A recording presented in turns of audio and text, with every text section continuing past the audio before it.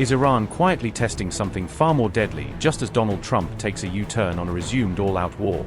With Iran's mystery air defense test going wrong and leaving a shop and cars in flames, how dangerous are the new systems Mojtaba's commanders are trialing? After a projectile injured 4 people when it crashed into a residential area. What exactly are Mojtaba's forces experimenting with behind closed doors? A projectile fell in a residential area of Iran's Khuzestan province on May 19th, injuring 4 people, local media outlets reported. State media said that the incident occurred after an air defense test went wrong in the city of Andimeshk in Iran. Khuzestan's deputy governor said the projectile also damaged a shop and 2 vehicles in the affected neighborhood. The incident triggered rumors on social media that Iran might be testing a new or particularly deadly weapon. The episode came just as US President Donald Trump announced on May 18th that he was postponing a previously scheduled attack on Iran.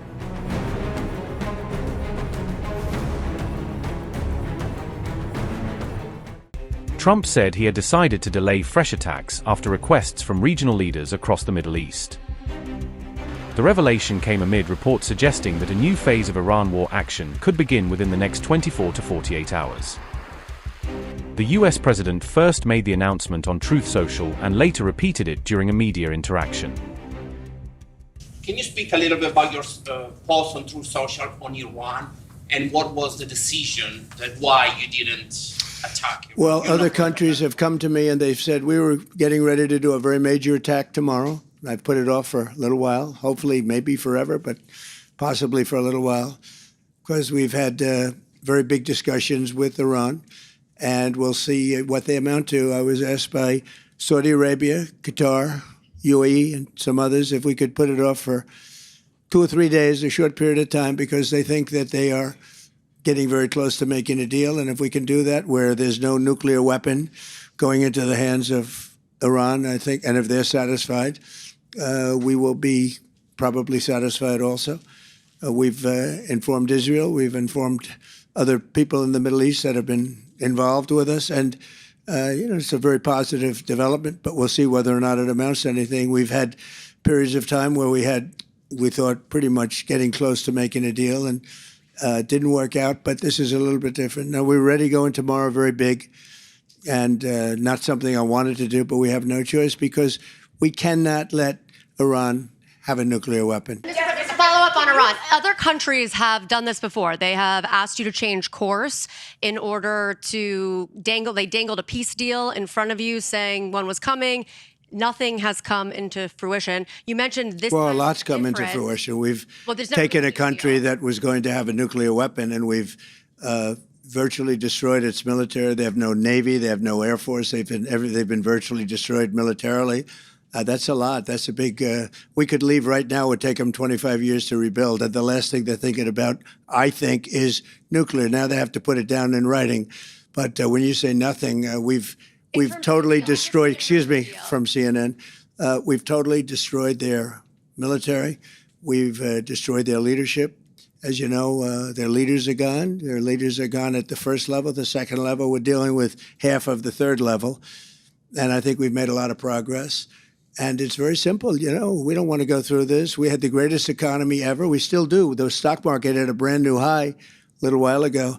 I never thought that was going to happen. We had to make the excursion. We hit 50,000 on the Dow.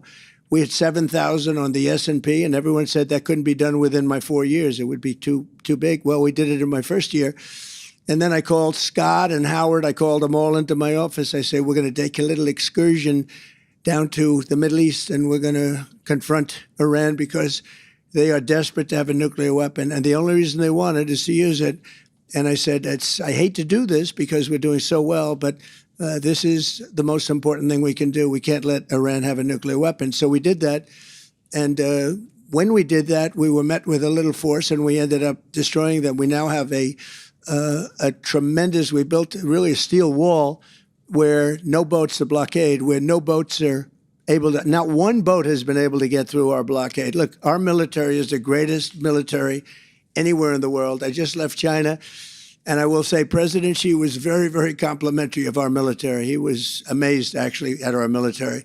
We have the greatest military in the world. We're not going to let Iran have a nuclear weapon. So I was called by these 3 countries, plus others, and they're dealing directly with our people and, right now, Iran. and there seems to be a very good chance that they can work something out. If we can do that without bombing the hell out of them, I'd be very happy. Reports say Trump postponed new attacks after receiving urgent warnings from Pentagon officials. According to Tasnim, U.S. defense officials warned that Iran had significantly strengthened its air defense systems.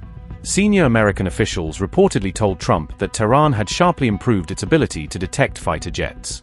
Officials also warned Iran upgraded its missile interception systems and reinforced key air defense networks.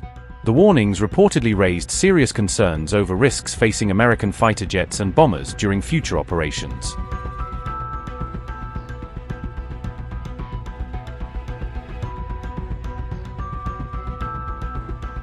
A U.S. military official told the New York Times that Iran closely studied American aircraft flight patterns during the war.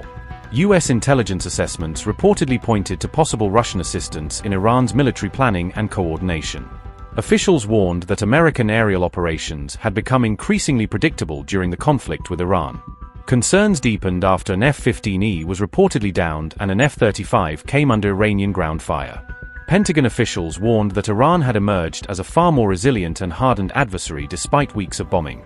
Meanwhile, Press TV released footage on May 18 claiming to showcase Iran's air defense systems in action.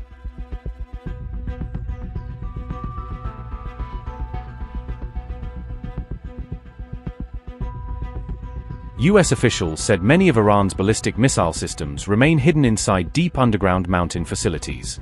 American strikes reportedly collapsed entrances to several missile sites, but failed to destroy the launch systems themselves.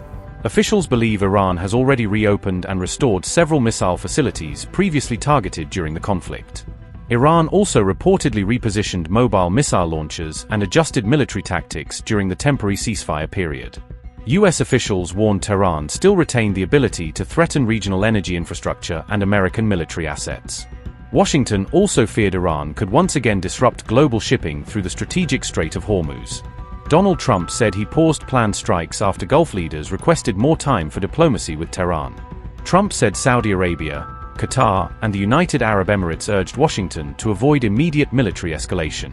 He nevertheless warned that U.S. forces remain prepared for a large-scale attack if negotiations with Iran collapse.